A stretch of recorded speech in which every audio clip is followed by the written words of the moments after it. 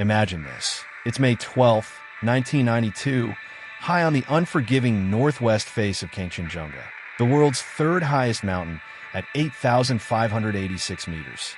You're Wanda Rutkiewicz, 49 years old, battered by exhaustion, altitude, and relentless wind, huddled in a makeshift snow cave just hours below the summit.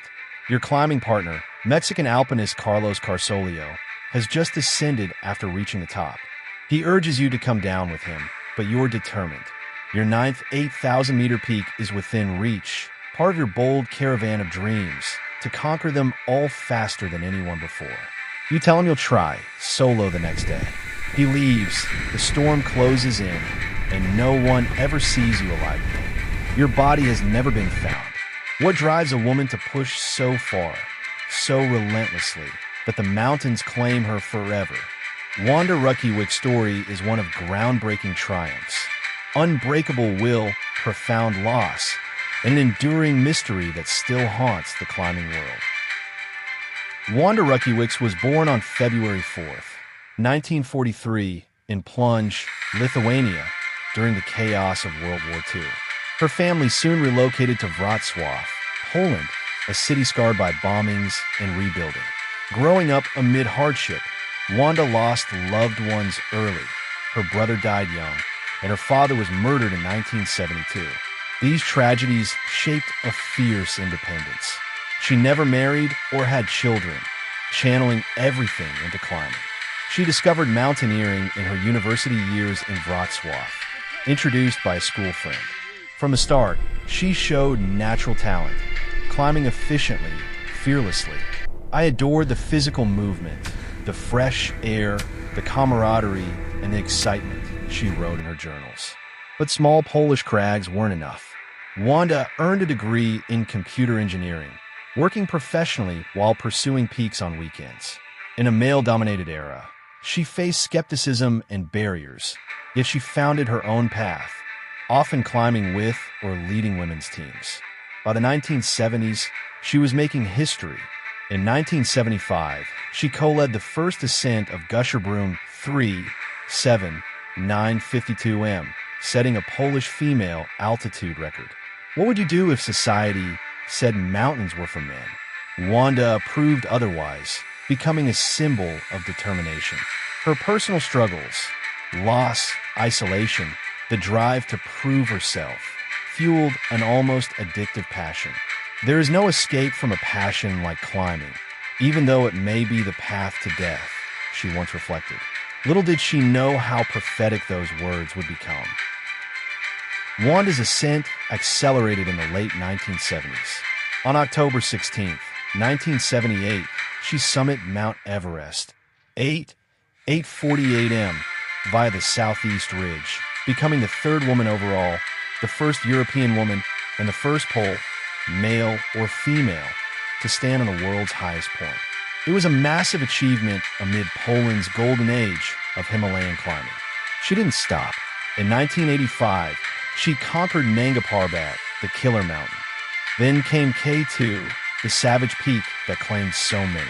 After two failed attempts, in 1986, she joined a small French expedition led by Liliane and Maurice Baird.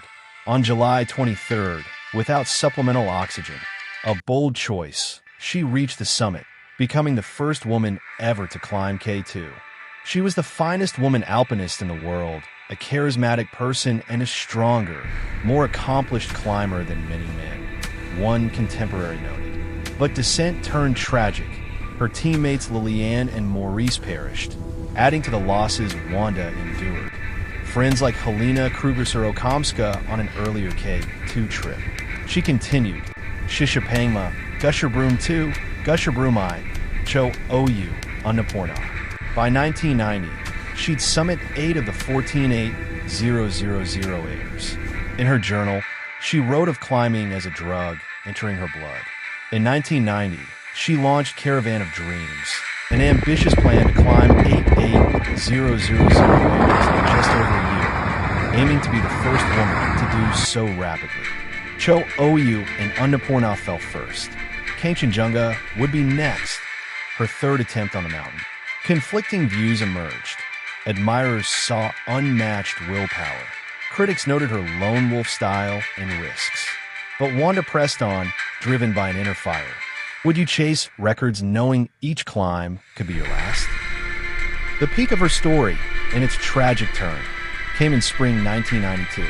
On her Caravan of Dreams expedition, Wanda joined a small international team, including Mexican climber Carlos Persolio. They targeted Kangchenjunga's northwest face, a brutal route. Weather and altitude took their toll.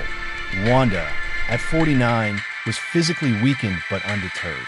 On May 12th, from Camp 4 at about 9:50 a.m., she and Carsolio started at 3:30 a.m. Deep snow slowed them. After hours of grueling effort, Carlos reached the summit. Descending, he met Wanda around 300 m. Exhausted, she decided to bivouac in a snow cave and attempt the top solo the next day. "I'll be back in 2 days," she reportedly said. Carsolio, drained himself, couldn't convince her otherwise. He descended alone as weather closed in. Sensory hell, howling winds, sub-zero cold piercing layers, thin air burning lungs, isolation amplifying fear. Wanda was last seen alive that day. No one knows what followed. Did she summit, becoming the first woman on Everest, K2, and Kangchenjunga? Or did exhaustion storm or fall claim her? Her body vanished into the mountain.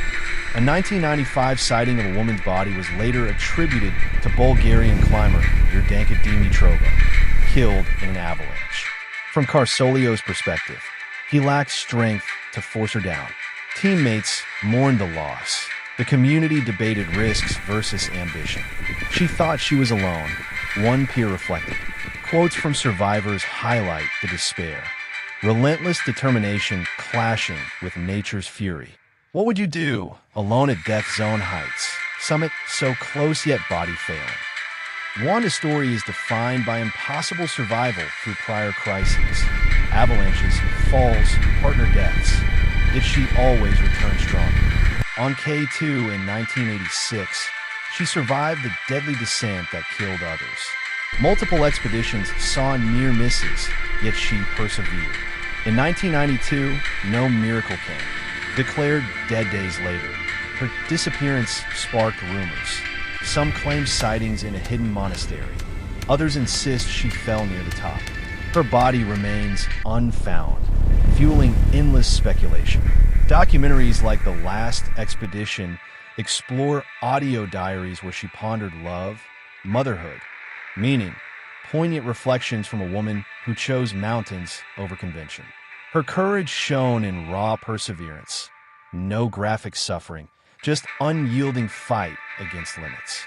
Family and friends grieve deeply. The climbing world lost its greatest female pioneer. Is the drive for greatness worth vanishing in a legend? Wanda Rutkiewicz vanished on May 12th or 13, 1992 at 49. Her death devastated Poland and the global community, part of a tragic era where many Polish climbers perished. Yet her legacy endures.